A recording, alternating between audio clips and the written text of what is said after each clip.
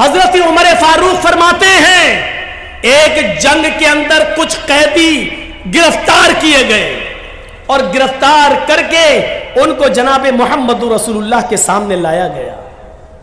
ایک جنگ کے اندر کچھ قیدیوں کو گرفتار کیا گیا اور ان قیدیوں کو محمد رسول اللہ کے سامنے پیش کیا گیا. ان قیدیوں میں ایک عورت بھی تھی.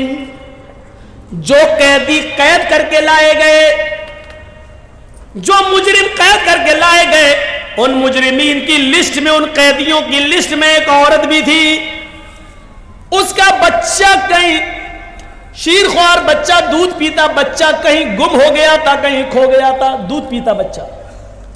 یہ عورت جب اللہ کے نبی صلی اللہ علیہ وسلم کے سامنے پیش کی گئی اور جو قیدی نبی کے سامنے پیش کیے گئے, اس عورت کو ہوش نہیں ہے کہ ہم کو نبی کے سامنے پیش کیا گیا ہے, کیا سزا ملے گی. اس کا دماغ اپنے بچے کی طرف لگا ہوا ہے. وہ اپنے بچے کے بارے میں سوچتی ہے کہ میرا دودھ پیتا بچہ کہاں ہوگا. یہاں تک کہ وہ نبی اکرم صلی اللہ علیہ وسلم کے حکم کے مطابق قیدیوں کو ایک میدان میں جمع کر دیا گیا. اس میدان میں اس عورت کو بھی لایا گیا. وہ عورت جس بھی چھوٹے بچے کو دیکھتی, جس چھوٹے بچے کو دیکھتی, جس دودھ پیتے بچے کو دیکھتی, اس سے چھین لیتی اور اپنے پستان سے اس بچے کو لگا کر دودھ پلانے لگتی. اللہ کے نبی نے پوچھا ایسا یہ عورت کیوں کر رہی ہے؟ جس عورت کے بچے کو دیکھتی یہ پکڑ لیتی اور اپنے پستان کا دودھ پلانے لگتی, ایسا کیوں ہے؟ جواب دلائے اللہ کے نبی, اس عورت کا بچہ کہیں گم ہو گیا ہے, اس لیے یہ ہر بچے کو اپنا بچہ سمجھ رہی ہے. اللہ کے نبی نے اس عورت کی اس محبت کو دیکھا, اس عورت کی اس رحمت کو دیکھا جو دوسروں کے بچے کو اپنا بچہ سمجھ رہی ہے. اللہ کے نبی صحابہ سے سوال کرتے ہیں, آئے میرے ساتھیوں, اگر اس کو اس کا بچہ مل جائے اور پھر اس عورت سے کہا جائے کہ اپنے بچے کو آگ میں پھینک دو, تو تم کیا امید رکھتے ہو, کیا یہ عورت اپنے بچے کو آگ میں ڈال دے گی؟ تصور کرو نبی کا سوال. جو عورت دوسرے کے بچے کو اپنا بچہ سمجھ رہی ہے, اگر اس کو اس کا بچہ مل جائے پھر اس عورت سے کہو کہ اپنے بچے کو آگ میں ڈال دے, جلتی ہوئی آگ میں ڈال دے, تو کیا وہ ڈال دے گی؟ صحابہ نے کہا نہیں, ہرگز نہیں. اس کی محبت یہ کبھی گوارا نہیں کرے گی کہ وہ اپنے بچے کو آگ میں ڈال دے. اللہ کے نبی فرماتے ہیں میرے ساتھیوں, رب کی رحمت کے 100 درجوں میں سے ایک درجہ رحمت کا یہ حال ہے کہ وہ اپنے بچے کو آگ کے حوالے نہیں کر سکتی ہے. جس کے پاس 99 درجے رحمت ہو وہ قیامت کے دن اپنے بندے کو جہنم کی آگ میں کیسے ڈالے گا؟ اس کی رحمت یہ کیسے گوارا کرے گی کہ اپنے بندے کو جہنم میں ڈال دے؟ لیکن بندے گناہ کر کر کے, شرک کر کر کے, بدعتیں کر کر کے, شراب نوشی کر کر کے, حرام کھا کھا کر, حرام کی کاروبار کر کر کے اپنے آپ کو خود جہنم میں لے جاتے ہیں, تو اس میں اللہ کی رحمت پھر غضب میں بدل جاتی ہے.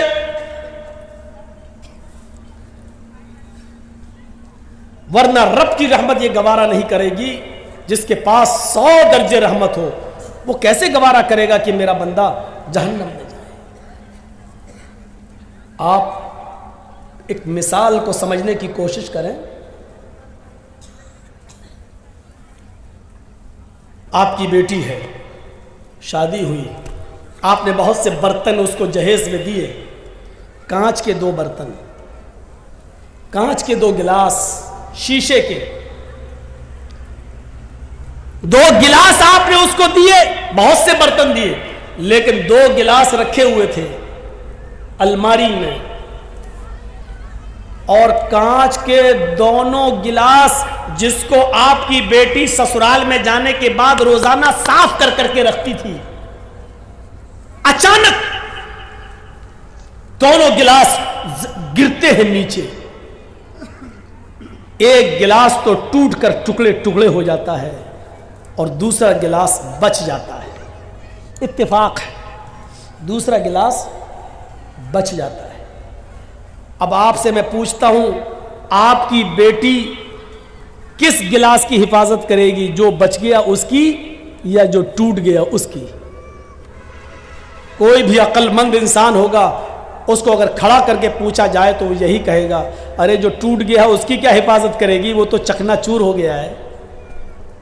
اس کی حفاظت کرے گی جو بچ گیا ہے. تو جو گلاس بچ گیا اس کو اٹھائے گی, اس کو پوچھے گی اور پھر رکھ دے گی, اور جو ٹوٹ گیا, چکنا چور ہو گیا, وہ جانتی ہے کہ یہ جڑ نہیں سکتا.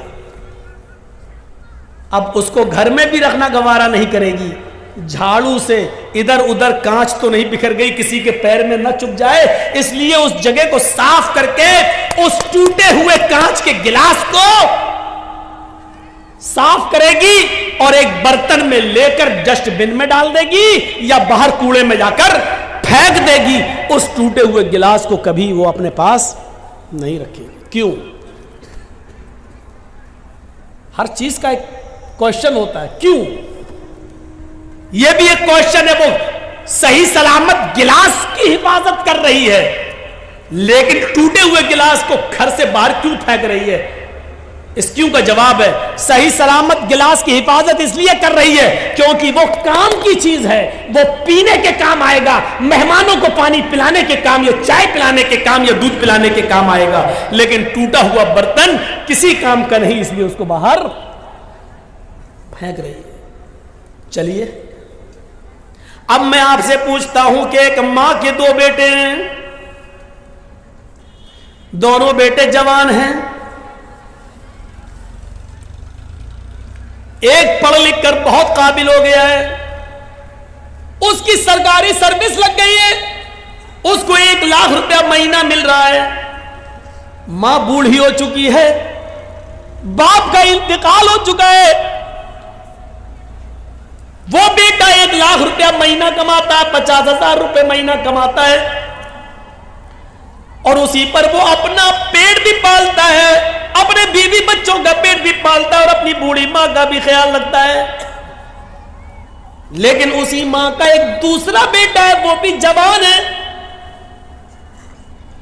لیکن اس کے دونوں پیروں میں پولیو ہے, لکوا مار چکا ہے, اس کے دونوں ہاتھوں میں کمپن ہے, ہاتھ بھی اس کے لکوا مار چکے ہیں, وہ نہ اٹھنے کے لائق ہے, نہ اپنے سے بیٹھ سکتا ہے, نہ اپنے سے کھا سکتا ہے, نہ اپنے سے پیشاب اور پائخانہ کر سکتا ہے. اس بچے کی عمر بھی 18-20 سال ہے, اس کا بھائی بھی 20-22 سال کا ہے, جو کماتا ہے اور اپنی ماں کو کھلاتا ہے. لیکن یہ بیچارہ اپاہج بچہ, دونوں پیروں سے اپاہج, دونوں ہاتھوں سے اپاہج, بستر پر لیٹا ہے. یہ نہ کما سکتا ہے, نہ ماں کا پیٹ بھر سکتا ہے, نہ خود کھا سکتا ہے. یہ بچہ بھی ناکارہ ہے, کسی کام کا نہیں ہے, بیکار ہے, بلکہ یہ بچہ اپنے ماں پر بھی بوجھ بنا ہے, بلکہ اپنے بڑے بھائی کے اوپر بھی بوجھ بنا ہوا ہے. میں آپ سے پوچھنا چاہتا ہوں, ماں ان دونوں بچوں میں سے کس بچے کی حفاظت کرے گی اور کس بچے کو اپنے گھر سے باہر نکالے گی؟ آپ کا جواب ہوگا, وہ کسی بھی بچے کو باہر نہیں نکالے گی. وہی عورت جو کانچ کے گلاس کی حفاظت کر رہی ہے جو بچ گیا کیونکہ وہ کام کا ہے, لیکن ماں اس کام کے بچے سے زیادہ دیکھ ریکھ اس بچے کی کر رہی ہے جو دونوں بستر, اپنے دونوں پیروں دونوں ہاتھوں سے اپاہج اور لقوے کا شکار ہے, فالج مار چکی ہے, اس کی حفاظت کر رہی ہے.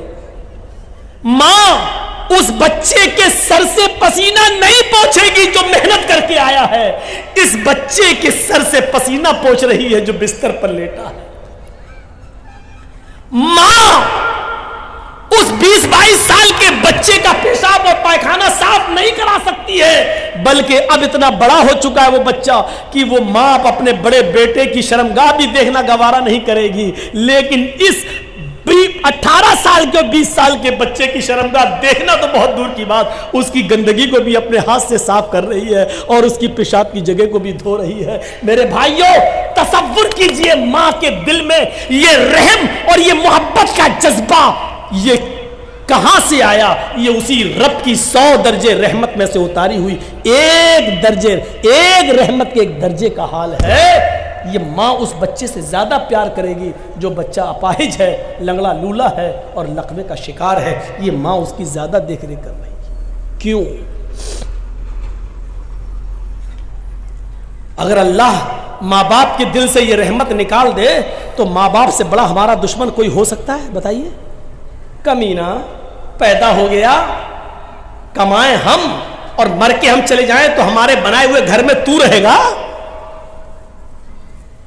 बाप की मेहनत, बाप का रात में जाग जाग कर मेहनत करके मजदूरी करके बिल्डिंग बनाना, जबकि बाप को मालूम है कि इस बिल्डिंग में हम नहीं रहेंगे, मेरे मरने के बाद मेरी औलाद रहेगी।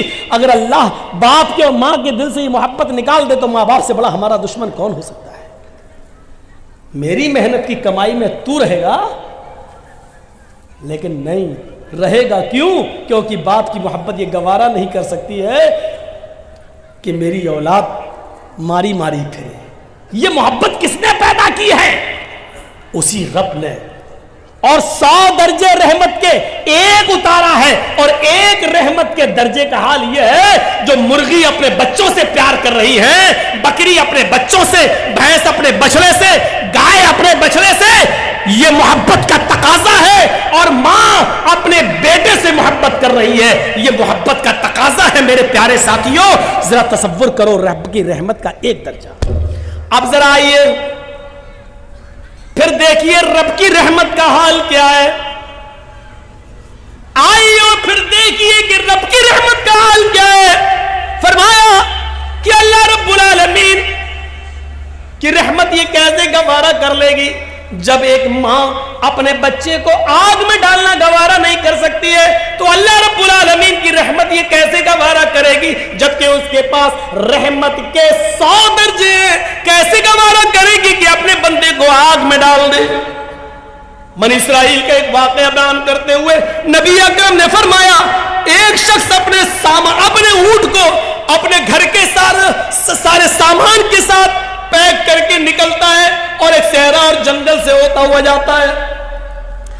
थक गया, जंगल में एक पेड़ से, एक दरख्त से वो अपने ऊंट को बांध देता है और थोड़ी देर दरख्त के साए में आराम करने लगता है। आंख खुलती है तो देखता है कि मेरा ऊंट गायब। उसमें पूरे घर का सामान बंधा था। अब ऊंट गायब, होश उड़ गए हैं, ऊंट गायब, मेरे घर का पूरा सामान ऊंट पर और ऊंट गायब। वो कभी इस झाड़ी जाता, कभी उस झाड़ी में देखता, कभी इस पहाड़ी पे चढ़ता, कभी उस पहाड़ी पे चढ़ता। वो पूरा जंगल तलाश कर डाला लेकिन उसको ऊंट नहीं मिला, उसको ऊंट नहीं मिला। पूरा जंगल तलाश कर देता है लेकिन उसको ऊंट नहीं मिलता है। मायूस होकर उसी पेड़ के पास आता है, हाथ सर पे रखकर सोचने लगता मैं क्या करूंगा। बड़ी मेहनत से माल कमाया था, गायब हो गया ऊंट, कहां चला गया? अब कितना दिन लगेगा उतना माल कमाने में और अपने घर का साजो सामान बनाने में कितना वक्त लगेगा? अब ये सोच ही रहा था, थका हुआ था कि अचानक नींद आ गई। थोड़ी देर के बाद आंख खुलती है, क्या देखता है कि मेरा ऊंट उसी पेड़ से बंधा हुआ है जिस पेड़ से गायब हुआ था। आता है, ऊंट तो ये है। जाकर देखता बंधा है, सामान देखता है तो उसके ऊपर अनाज का एक दाना भी कम नहीं है। जैसे वो अपने घर से लाया था वैसा ही हूबहू, सेम टू सेम वैसा ही ऊंट पर लगा हुआ है और एक भी चीज गायब नहीं है। इस चीज को देखता है तो मारे खुशी के, हमने दिन भर ऊंट ढूंढा, तलाश किया तो मिला नहीं, और अचानक अपने आप आ गया और सामान भी गायब नहीं। اس کو دیکھ کر وہ اتنا خوش ہوتا ہے کہ اونٹ کو دیکھتا جاتا اور نظریں آسمان پہ ڈالتا جاتا اور اپنے رب سے کہتا جاتا اللہم انت عبدی وانا ربک، اے اللہ مان گیا تیری قدرت، اے اللہ مان گیا میں تجھے، واقعی تو میرا بندہ ہے اور میں تیرا خدا۔ نہیں سمجھ پائے نا؟ اس نے کیا جملہ استعمال کیا؟ مارے خوشی کے اس نے کیا کہا؟ اللہم انت عبدی، واہ واقعی تو میرا بندہ ہے، وانا ربک اور میں تیرا رب۔ الٹا بول گیا، سمجھ رہے نا کیا بول گیا وہ؟ اس کو بولنا یہ چاہیے تھا کہ واقعی میں تیرا بندہ اور تو میرا رب ہے، لیکن اونٹ پا گیا، سامان لدا ہے، خوشی میں اس کو پتا نہیں ہے، دماغ سے ہٹ گیا، اتنی خوشی ہوئی اس کو، اتنی خوشی ہوئی کہ اس کا دماغ ٹھکانے نہیں رہا اور مارے خوشی میں کہہ گیا اللہم انت عبدی وانا ربک، واقعی تو میرا بندہ اور میں تیرا رب ہوں۔ اللہ نے جملے سنے تو مسکرا دیا۔ یہ مسکرانے والا جملہ تھوڑی ہے۔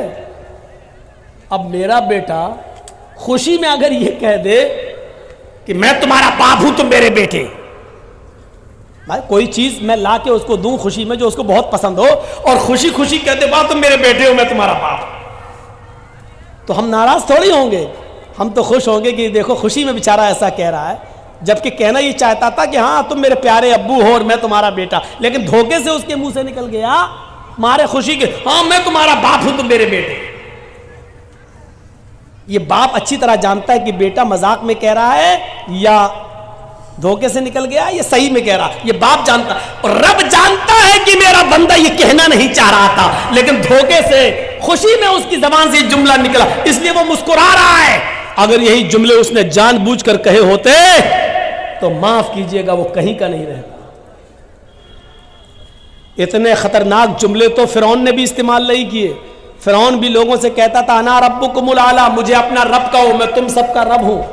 فرعون بھی لوگوں سے یہ کہتا تھا میں تمہارا رب ہوں، لیکن فرعون نے کبھی اللہ سے نہیں کہا کہ میں تیرا بھی رب ہوں۔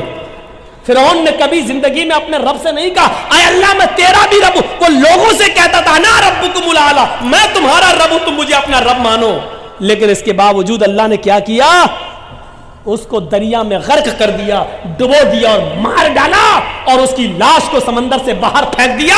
آج بھی مصر کے میوزیم میں اس کی لاش نشان عبرت بنی ہوئی ہے، آج بھی اس کی لاش دیکھ لو جو دیکھنا چاہے، آج بھی زمین اس کو ایکسیپٹ نہیں کرتی ہے۔ جس زمین میں گاڑا جاتا ہے زمین نکال کے پھینک دیتی ہے، جس سمندر میں ڈالا جاتا ہے سمندر نکال کے پھینک دیتا ہے، آج بھی اس کی لاش نشان عبرت بنی ہوئی ہے۔ فرعون نے اتنے بڑے جملے نہیں کہے تھے، اس نے یہ کہا تھا میں تمہارا رب ہوں، لیکن اللہ سے کبھی نہیں کہا تھا میں تیرا رب ہوں۔